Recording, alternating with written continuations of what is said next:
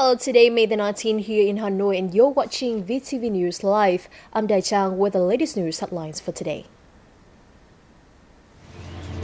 Prime Minister Nguyễn met with a Speaker of the Federation Council of Russia's Parliament and urges stronger legislative ties with the country. South Korean companies step into Vietnam's renewable energy market. On President Ho Chi Minh's 826th birthday, artists share stories about the makings of special illustrations about the late president. The top news for today: Vietnam will create favorable conditions for Brunei enterprises who wish to invest in the country. State President Trần Đại Quang made the statement at a reception on May the 18th for Brunei's Prince Pangeran Muda Abdul Qawi and accompanying businesses who are on visit to explore investment opportunities in the northern central province of Thanh Hóa. He expressed his pleasure at the progress of traditional friendship and multifaceted cooperation between Vietnam and Brunei in recent years, particularly in politics, economics, culture, sports, education, and training. The state leader appreciated the working trip by the prince and his entourage to Thanh Hóa province, which boasts rich natural resources, abundant laborers, and has high provincial competitiveness index. Prince Qawi said Brunei has prioritized investing in energy, infrastructure, industrial parks, and clean energy. Vietnam and Russia should step up legislative ties through the exchange of information and experience in lawmaking and scrutiny activities. Prime Minister Nguyễn made the suggestion at a meeting with a Speaker of the Federation Council of Russia's Parliament, Valentina Matviyenko, on May the 17th as part of his official visit to the country. He noted that rapid changes and significant achievements Russian people have attained during national development, which are greatly attributable to the Federal Council led by Matviyenko. On this occasion, the Prime Minister conveyed National Assembly Chairwoman Nguyễn Thị Kim Ngân invitation to the Russian Speaker to visit Vietnam in 2016. Stressing the Russian Parliament's backing for the comprehensive strategic partnership with Vietnam, Matviyenko said the legislative body has always approved agreements and recommendations about fostering links with Vietnam. According to the Speaker, the Council's Russia-Vietnam Friendship Parliamentary Group is working actively to help Russian ministries, agencies, and localities turn agreements with the Southeast Asian nation into a reality. Also during his visit to Russia, Prime Minister Nguyễn met with Vietnamese community representatives in Russia on May the 18th. The Prime Minister again stated that the government will continue to address the needs of Vietnamese communities abroad. Visiting the Vietnamese embassy, Prime Minister Nguyễn praised the efforts of the diplomat and staff in improving relations between the two countries. Prime Minister Phuc stated that the Vietnamese government would continue to support the community in Russia. The same day, Prime Minister Nguyễn visited Gazprom, one of Russia's largest oil and gas companies. The Prime Minister emphasized that energy cooperation was one of the major pillars of the comprehensive strategic partnership between the two countries. The government was also keen to always provide the best possible conditions for Russian businesses, including Gazprom, to operate in the country. He also expressed his hope that the group would increase their investment in oil and gas exploration and exploitation and crude oil supply while expanding their presence in new spheres such as petrochemistry and producing new fuels. On May the 18th, the visiting Prime Minister Nguyễn attended the opening of a Vietnamese-invested dairy farm in Volokolamsk, Russia. The government leader highlighted the significance of the free trade agreement between Vietnam and the Eurasian Economic Union, which opens the service and investment markets of both countries. He said Russia was a big market for dairy products. The project by TA True Milk will contribute to local agriculture generate jobs for Russians and Vietnamese living there, and add to the potential for cooperation between Vietnam and Russia. In economic news, the productivity growth rate is declining, particularly in the private economic sector.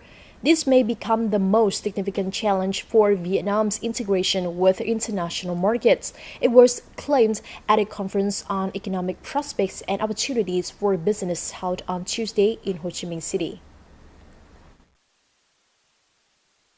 According to Victoria Qua, World Bank's Vice President for the East Asia and Pacific region, Vietnamese productivity growth has declined from 5% to around 3.5% over the past 20 years.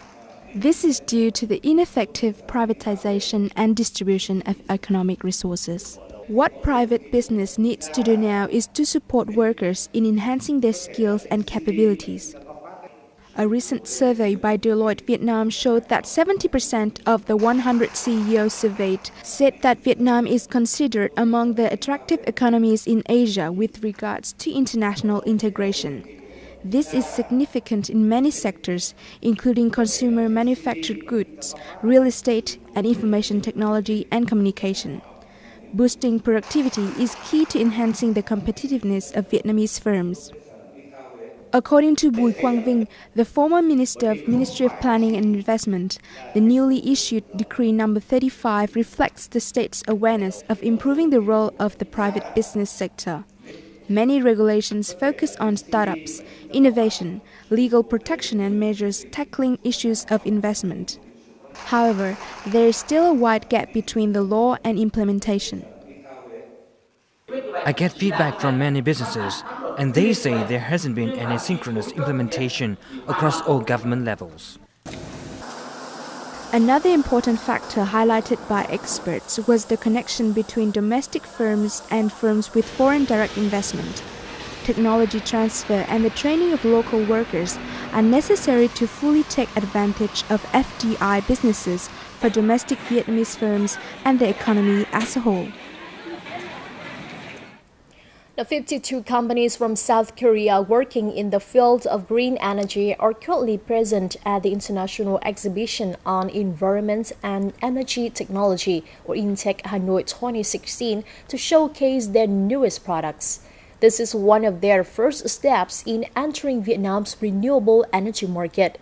Our reporter Trương Nam has a story.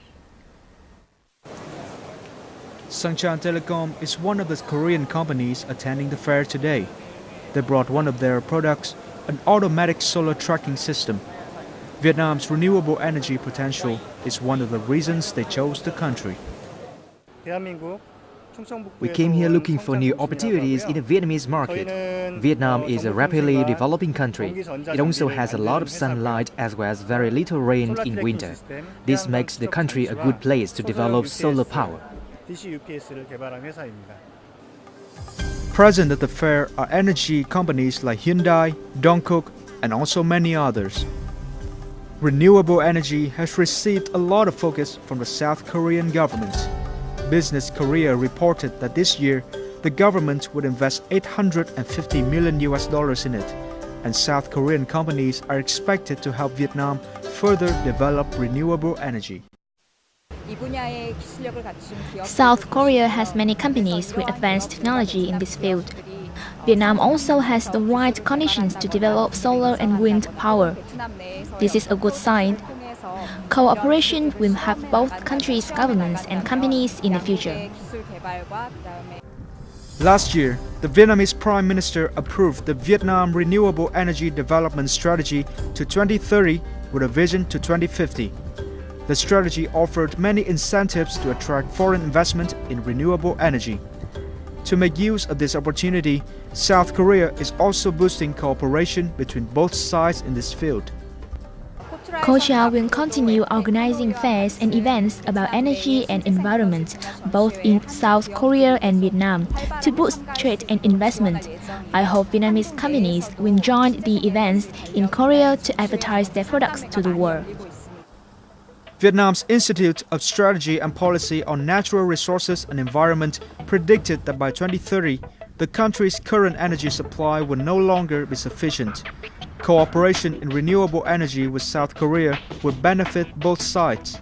Companies can expand their market, the environment will be protected, and the people will have access to renewable and cheaper sources of energy. Hainam, Vietnam Television, Hanoi. Now, for the last few years, food safety has become a major concern in Vietnam. This has not only had a negative effects on community health, but also the country's food exports. In an attempt to improve the standards of food safety in Vietnam, the Vietnam Food and Beverage Group under the Vietnam Chamber of Commerce and Industry was launched in Hanoi on May the 18th. Hainam has more. Vietnam's alarming food safety situation was highlighted at the launch ceremony. According to statistics from the Ministry of Health, there were about 1,200 food poisoning cases in Vietnam from 2007 to 2013, with nearly 30,000 hospitalized and 300 killed. Low standards in food safety have also affected the country's export. In 2015, the rate of Vietnam seafood rejected by the United States was 6 times higher than previous year, despite the United States being a major market for Vietnamese agro products. Control over input materials for food manufacturing in Vietnam is not strict. Input material sources are not reliable. These factors present great difficulties for food businesses and manufacturers. The Vietnam Food and Beverage Group was launched as part of efforts to enhance food safety in Vietnam. One of the objectives of the group is to contribute to enhancing the food safety supervisory capacity of government agencies and to help Vietnamese laws and regulations on food safety conform to recent trade agreements. There needs to be a strategic approach to improving food safety. And that the Ministry of Health, Food Safety Administration, together with the U.S. Food and Drug Administration, should sign an MOU of cooperation to provide the technical assistance that Vietnam agriculture and food sector need. Businesses in this group have committed to ensuring the quality and food safety of their products. The group will also promote knowledge and awareness of food safety in the food sector. Including members of the Vietnam Chamber of Commerce and Industry, the American Chamber of Commerce in Vietnam, retailers and 5 food manufacturers in Vietnam. The Vietnam Food and Beverage Group also aims at connecting businesses to create chains of clean food supply and distribution in the coming time. In the next part of our show, we'll take a look back on the 2 unforgettable general elections in Vietnam in the years 1946 and 1976. And on President Ho Chi Minh's 826th birthday, artists share stories about the makings of special illustrations about the late presidents. Stay tuned. Exotic Vietnam is an intriguing blend of many charms. This land is where all manner of stunning landscapes await like a visual feast, rivaled only by the beauty of its people and their abundantly rich tradition and culture. Here is where you can relive the past in richest color or live it up in the bright lights of the big city. With so much more to offer, Vietnam is simply unforgettable. You're watching VTV News. Now, the 5th meeting of the National Electoral Council took place in Hanoi on Wednesday under the chairmanship of National Assembly Chairwoman Nguyễn Thị Kim Ngân. According to the National Electoral Council, preparations for the election of the 14th National Assembly and People's Councils are in full swing, while the settlement of complaints and petitions is being done in accordance with the law. The establishment of electoral organizations, the listing of candidates, meetings with voters, and the settlement of complaints and petitions related to elections have been fully carried out. Procedures to ensure safety have been implemented lawfully. Now, the general elections in 1946 and 1976 remain unforgettable elections in the memories of Vietnamese people. The election in 1946 marked the establishment of the Democratic Republic of Vietnam, while the vote in 1976 signified the reunification of the country. And in the following report, we'll take a look at some VTV footage that covers those two remarkable events. One day before the country's first general election on January 6, 1946, in the voters and candidates meeting in Hanoi, as a candidate, President Ho Chi Minh said that people needed to sacrifice their own interests to work for the common interest. At that time, the country was in a difficult situation. President Ho Chi Minh and the Viet Minh National Independence Coalition decided to invite armed forces to stand as candidates. This showed that the Viet Minh wanted the most talented people to work for the country's interests. Lieutenant General Phạm Hồng Cư turns 90 years old this year. After 13 tenures of elections, the first election on 1946 left him with the most unforgettable memories. That was the first time my friends and I in the Hoàng Diệu Citadel National Salvation Youth cast our votes. We call them the votes of freedom and independence. In that context, the right to vote makes us feel so happy because our country wasn't independent just a few months previously. President Ho Chi Minh was one of the candidates in Hanoi, and all Hanoian people felt honored that they could vote for him. Everyone wanted to see his name on their ballots. In that election, President Ho Chi Minh got the most votes among 333 National Assembly candidates. The Viet Minh had a slogan, "The country, independence and solidarity are above all." That was a slogan and strategic line of the Viet Minh at that time, even for people who used to work for the old government. And everyone believed in them and what they did. I think that's very important for the ruling party. 30 years later, the second memorable election took place in 1976, a year after the complete liberation of South Vietnam.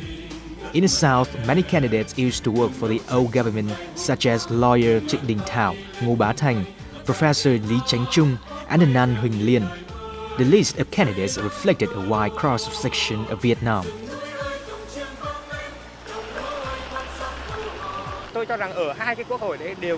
In the 1976 national election, we knew that there are many people who weren't communists but had good morality, strategic vision, and leadership capacity. We expanded opportunities for everyone to contribute to the country. After that, thanks to the solidarity of all forces, they became the main forces who made a significant contribution to the country after the complete liberation of South Vietnam.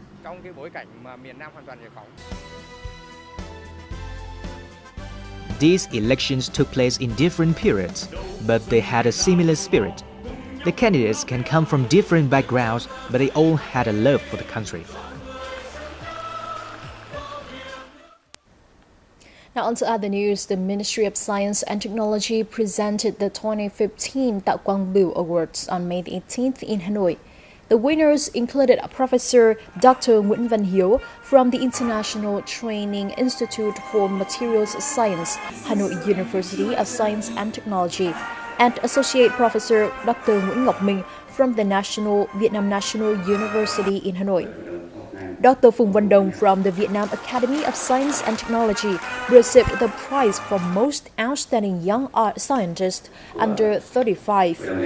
The Ministry of Science and Technology's annual Tạo Quang Bửu Award intends to honor scientists who have recorded outstanding achievements in natural sciences and engineering.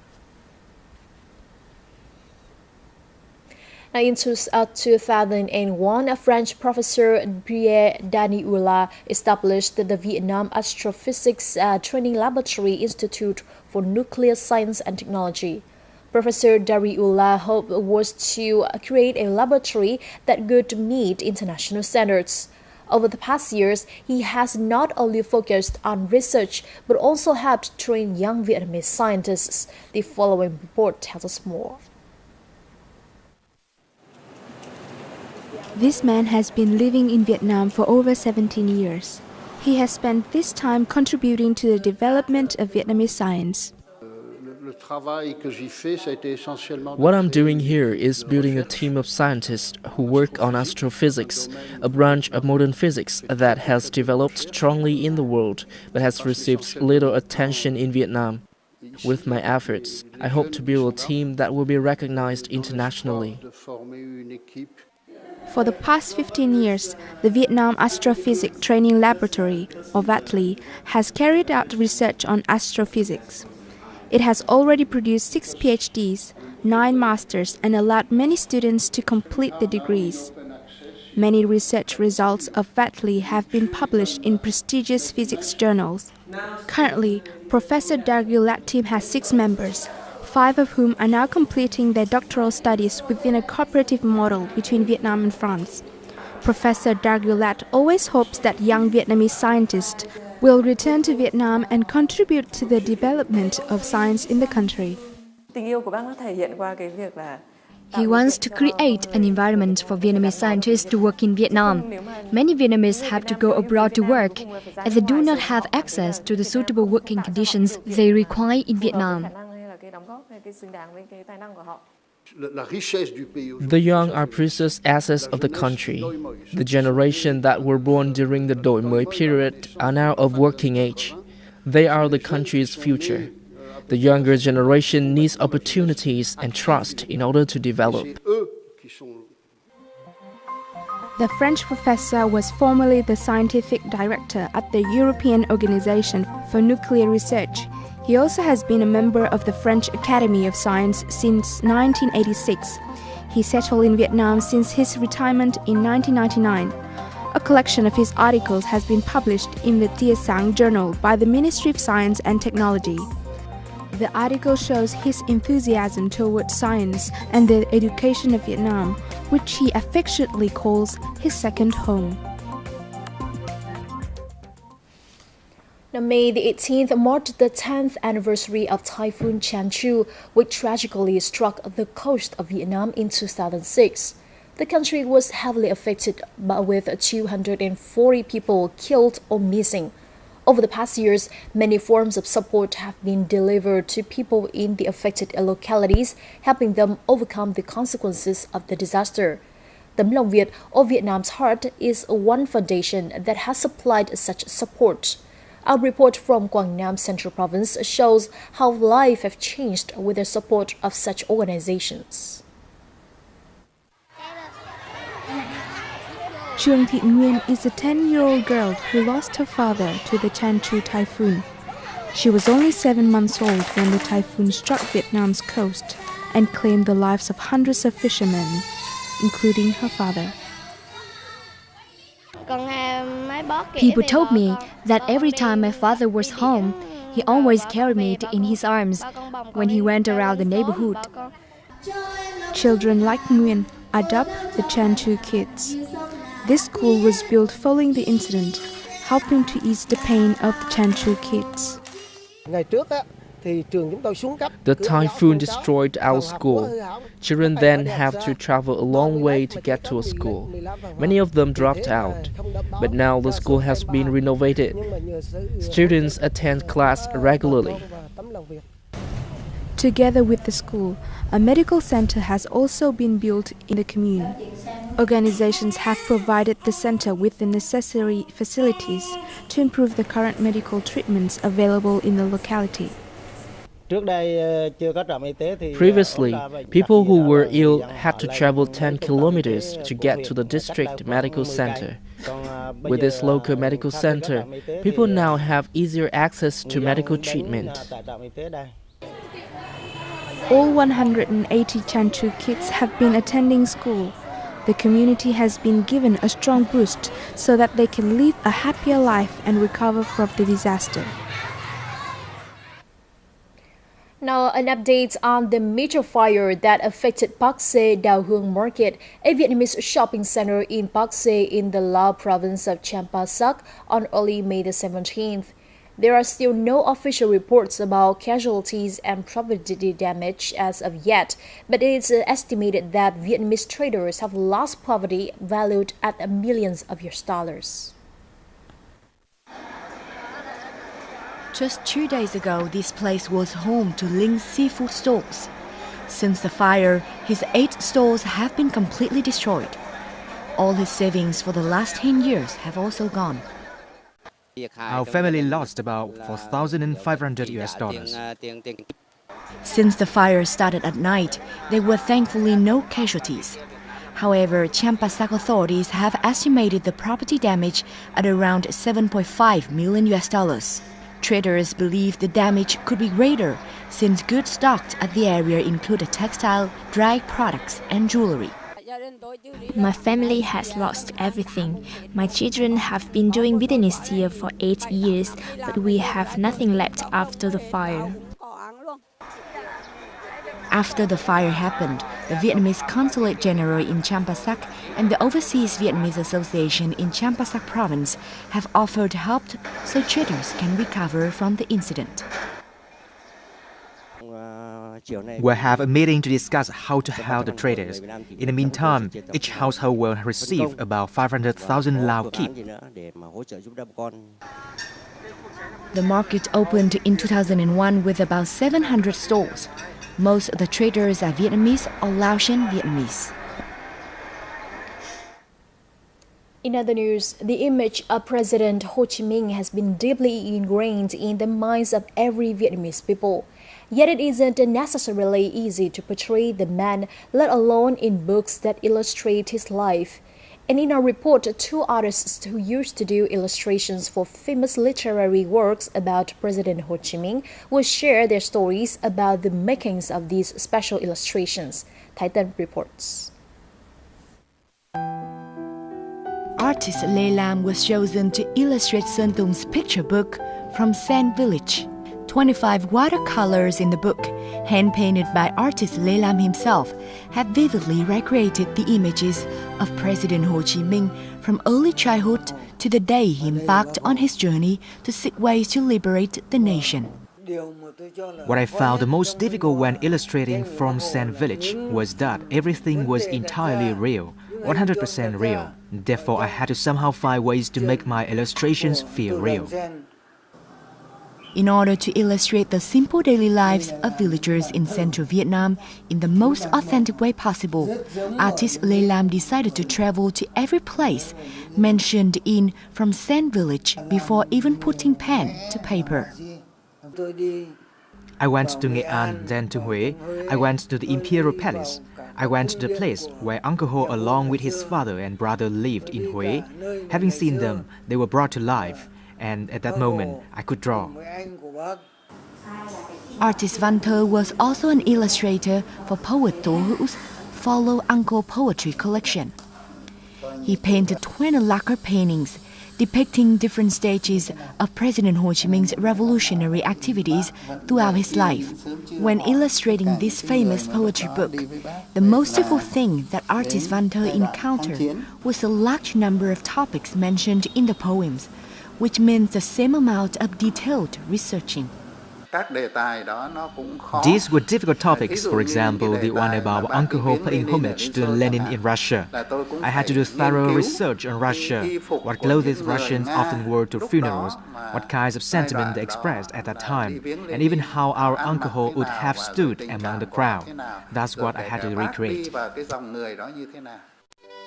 Illustrating literary works about Ho Chi Minh has always been a challenge for every artist.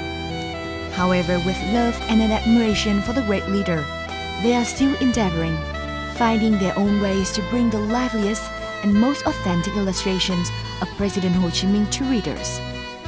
Thái Tân for Vietnam Television, Hanoi. And just before we say goodbye, let's take a look at our updated weather forecast.